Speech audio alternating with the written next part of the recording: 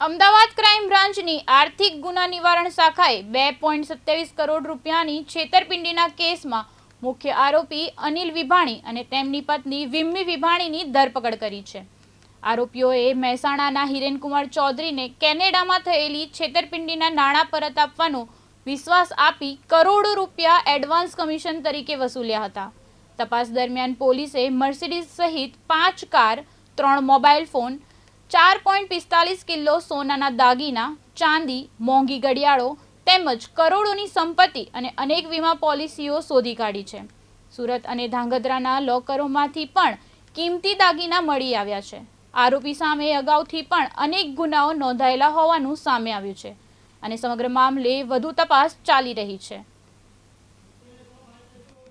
આર્થિક ગુના નિવારણ શાખા ક્રાઇમ બ્રાન્ચ અમદાવાદ શહેર ખાતે હિરેનભાઈ ચૌધરી નામના ફરિયાદીએ અનિલભાઈ વિભાણી વિરુદ્ધમાં અને તેમની પત્ની વિમ્મી અનિલભાઈ વિભાણી વિરુદ્ધમાં ગુનો દાખલ કરાવેલો હતો।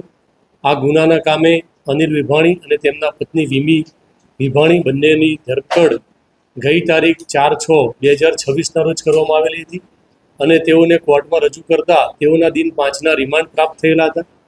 આ રિમાન્ડ દરમિયાન આરોપી પાસેથી અલગ અલગ 5 જે ગાડીઓ હતી તે કબજે કરવામાં આવેલી હતી।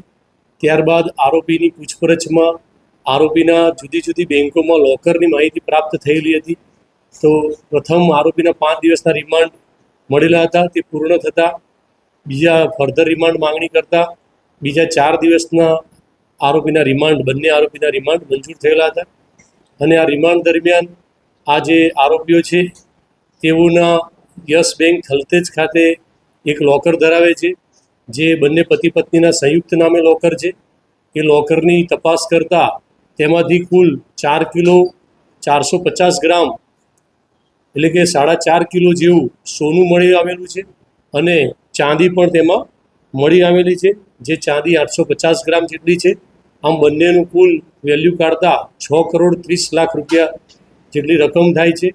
ત્યારબાદ તેઓનું અન્ય એક લોકર સુરત ખાતે Mehsana urban cooperative bank Rander Adajan ખાતે હતું।